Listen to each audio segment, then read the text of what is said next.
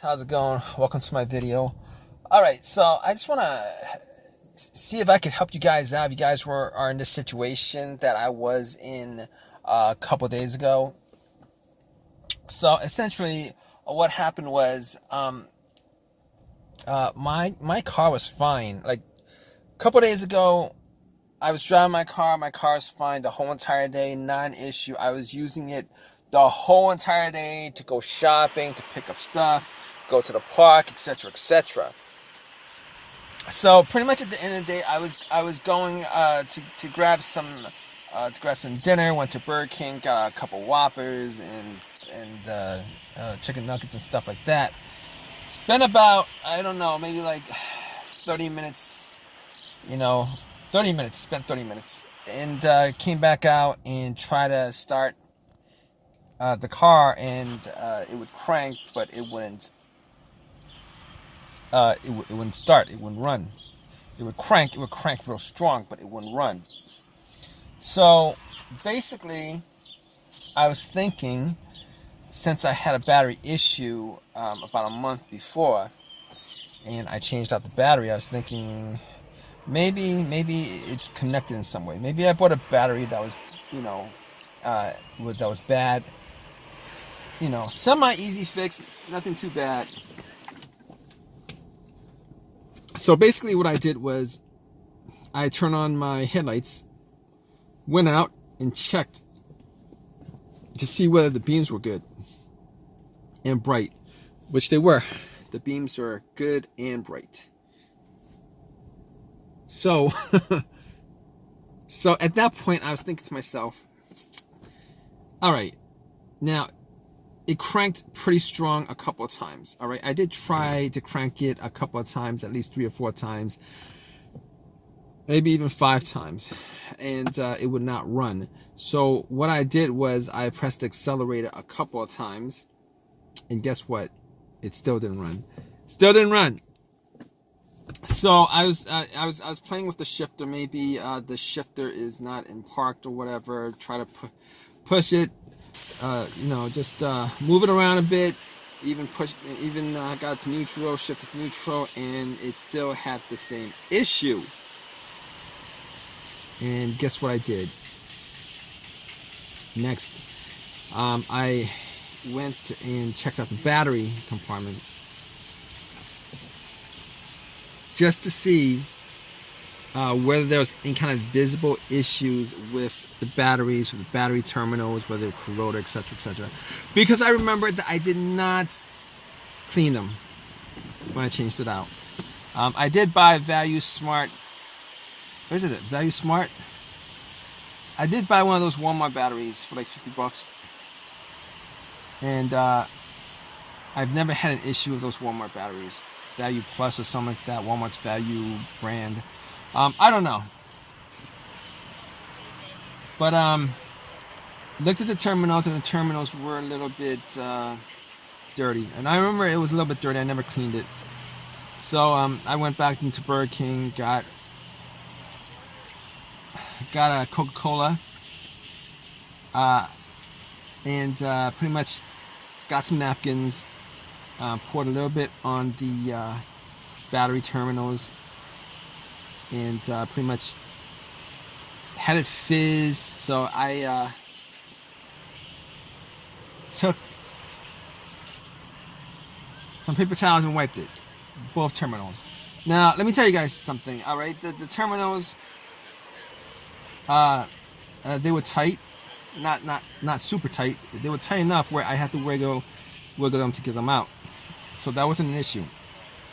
Anyway, I cleaned them up pretty good, popped it back on, and at that point I tried to turn it on, and guess what, guys? Bam, nothing.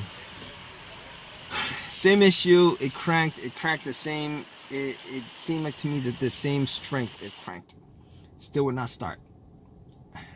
So I was like, okay, I can't tell whether it's the battery or not still at this point, because I mean, there's a good chance that the battery could be worn down, and normally if the battery is worn down, you could still hear like a soft crank, but it just wouldn't turn over all the way.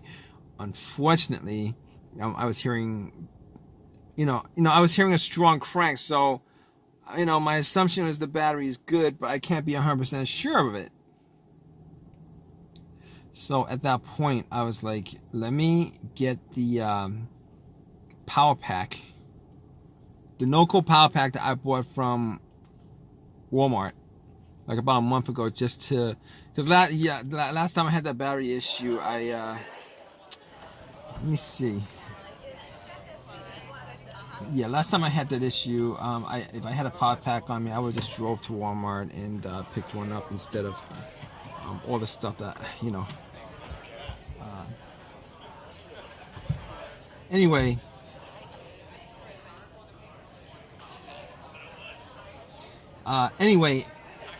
what was I saying? The battery pack.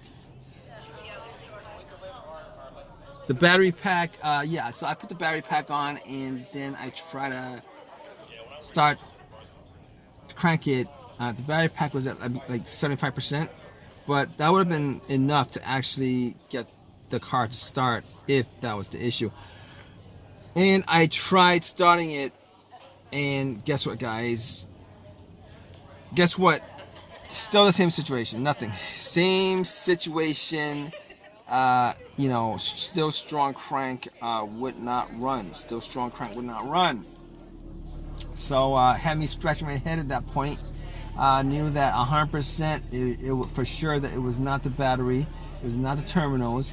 So next troubleshooting step was I looked at the negative line, the negative wire to the battery, which is the main ground wire, and just made sure that it was connected to the frame of the car. There's no corrosion, etc., etc. And there was no corrosion. There was no corrosion. The the line was good. It was connected. There was no corrosion at all. So at that point, I knew that there might be another issue that was probably a little bit more complicated. So I was like thinking to myself, okay, crank no start. Normally there is a lot of different things that could be causing it, possibly. Okay, mass airflow sensor,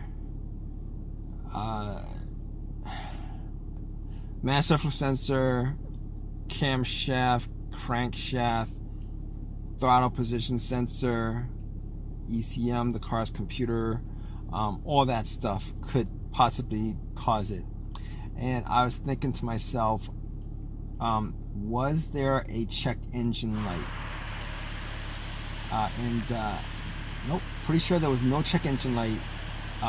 For a long while that I haven't had check engine light on this car. Pretty sure 100% there was no check engine light. So because of that, I could pretty much rule out all those things and everything else that has a sensor associated with it that could cause this issue to occur. Now, I couldn't say 100% because that issue could occur immediately, like at the very instance that I tried to start it. Probably didn't have that issue before, and then that issue just popped up. But there's normally you get like a little warning before that stuff like that happens, where you get absolutely immobilized, where you can't start. So I was thinking about all the things that it could cause it that has a sensor, and I knew there was no check engine light on my dash. I could rule all those things out. Pretty sure I could rule all those things out, which I did rule all those things out at the time anyway. All right, and I did have an OBD2 scanner, but that didn't cross my mind when I was taking the terminals off the battery. Normally, when you take terminals off the battery, you erase all the codes. But seeing as how I did not have any check engine light on my dash, I don't think that would have caused the issue. Okay, so moving on. There's one other thing that could still cause it relating to the check engine light and the car's computer, etc., which is sometimes if there's no connection between the car's computer to the car itself, the ECM to the components of the car, the car's computer to the components of the car, there is a chance that it would just cause a crank no start issue. Okay, so basically, I had an OBD2 reader, plugged it in, and just to check up on that, I made sure that the OBD2 read all the way through, which it did. Now, if it didn't read all the way through, it read like halfway, and then it just stopped and says, you know, and gives me a message that it wasn't able to pick up on the car's computer. It just kept on hanging there for like a good extended period of time without running all the way through, scanning all the way through. I would know that it was the car's computer that had some issues. But because it read all the way through, I knew that it wasn't the car's computer that had issues. Anyway, moving on to the next thing. I was thinking there was a possibility that it could be a fuel-related issue. Unfortunately, I did not have starter fluid, and I did not have a second person there to spray starter fluid into the air intake and then try to start the car. So I didn't know whether it was a fuel issue or not. But with that situation, there was a way that I could try to figure out whether the fuel pump was working or not. And here is what I did. Normally, if you guys want to check whether the fuel pump is working, normally what happens is the fuel pump primes when you put the car into the on position right before you crank. You could hear, sometimes you could hear like a whizzing sound. So basically with this situation, you would want somebody right next to the gas cap. You would want somebody to you would want to take the gas cap off, have somebody right next to the gas cap, try to listen to a whizzing sound. All right, and then have somebody in the car turn it to on position, have somebody outside listen to the gas cap area to see whether it's a whizzing sound or not. Unfortunately, like I said, there was only me there, so I turned everything off, closed the door, wound up the windows. It was a warm day, but for a quick second, I turned the key. I turned the ignition to the on position and try to listen for a whizzing sound. And unfortunately, I could not pick up anything. I could not be sure whether there was a whizzing sound or not. So at that point, I was like, okay, we can't resolve it like that. We can't solve the situation. I couldn't solve that situation. I couldn't figure out whether the fuel pump was working or not with that situation. So at that point, I was thinking to myself, okay, here's what I could do. All right, I'm gonna check out all the. I'm gonna check out the fuses and the relays at that point. All right, I'm gonna check out the fuses and relays because that whole fuse system is not just the fuel pump. All right, you got the fuel filter, you got if the fuel injectors could be clogged, you got all that stuff. Okay, you got all that stuff. All right, but the more important thing is the fuel pump. So this is what I did. All right. This is what I did. The next step would be the fuses and the relays. All right. I opened up the fuse box and pretty much checked to see if any of the fuses were blown or not. All right. Check to see whether any of the fuses were blown or not. Looked at the fuses, see if I could see any kind of brownish, coloration on the fuses, and see, just try to see if I could smell any kind of burnt smell. And